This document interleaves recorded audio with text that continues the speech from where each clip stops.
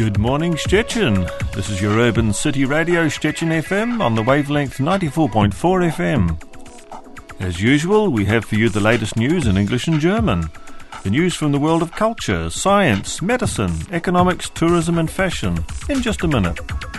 Before the news, we will show you Szczecin as seen by the citizens of different nationalities. Why did they settle in this 400,000 strong city in the northwest of Poland?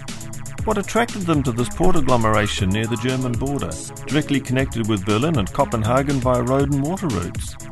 We start with Bartosz Wojcik, a Polish artist living in the small German town of Świnec and working in Szczecin, 20 kilometers away. What is different about life in the borderland? Why is it so attractive? Szczecin FM.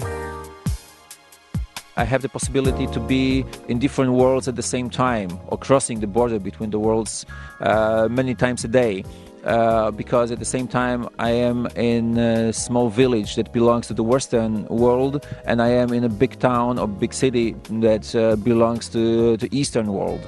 And by that I can feel all the time, see and experience the Eastern and the Western world at the same time. It's not the way I would like to say people living in different realities at the same time are better than others, but they have a different character for sure.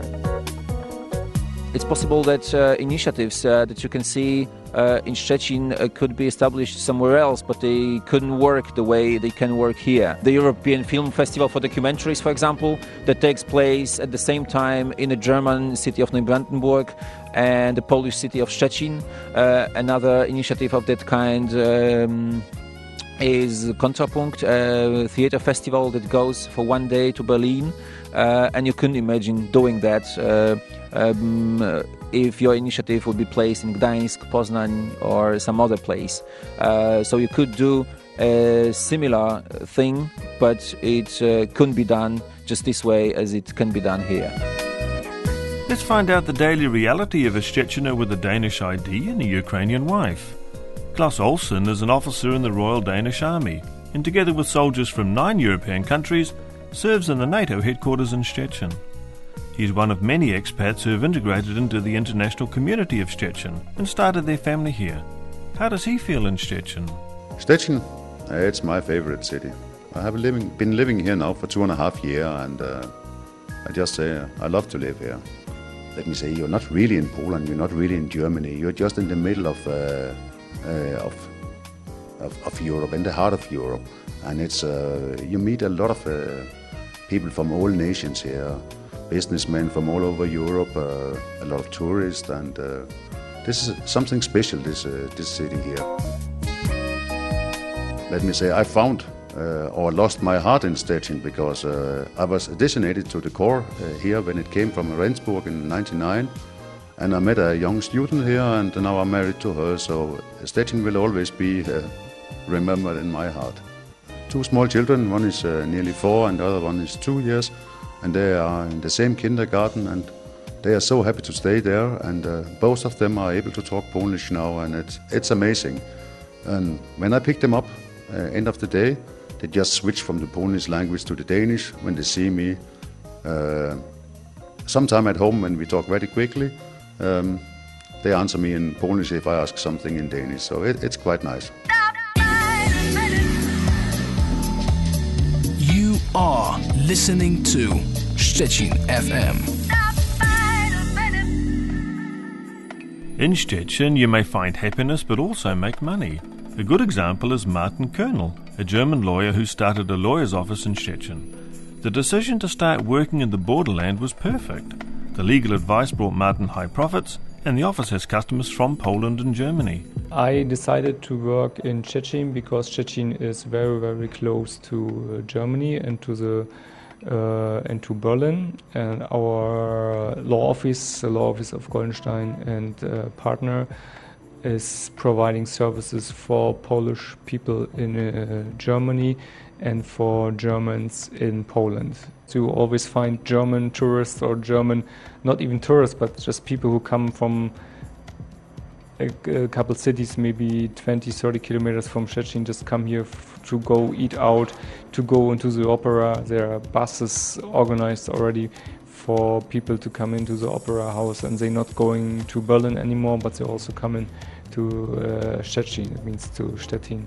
As Martin Kühne, I'm here because I really like the city. I like being close to the waterways, and I like to have a view out of my office window onto the river and onto the port. I like being in production places where they build ships, because I'm really interested in technical things and solving technical problems.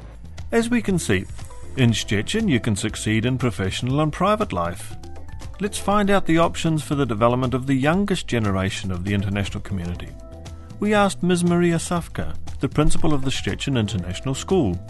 In our school we have children from 9 countries.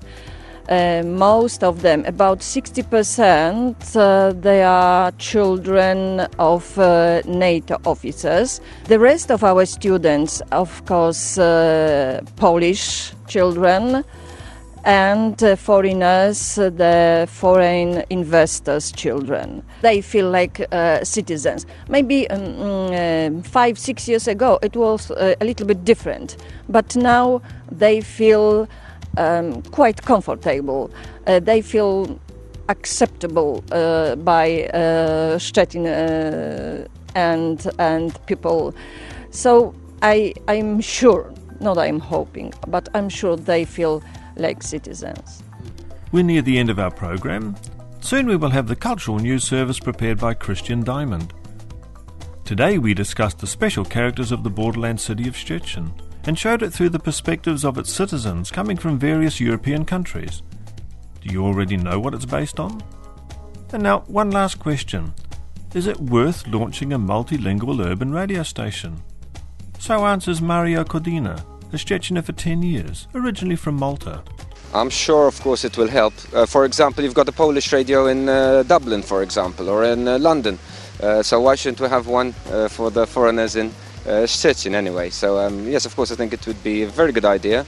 It would definitely be a reference point for foreigners. But I think such programs could easily be financed by institutions like the EU, especially, of course, if you can prove that this is really for the benefit of foreigners in Szczecin, as long as you can prove that this is for the benefit of the town to sort of integrate itself more fully.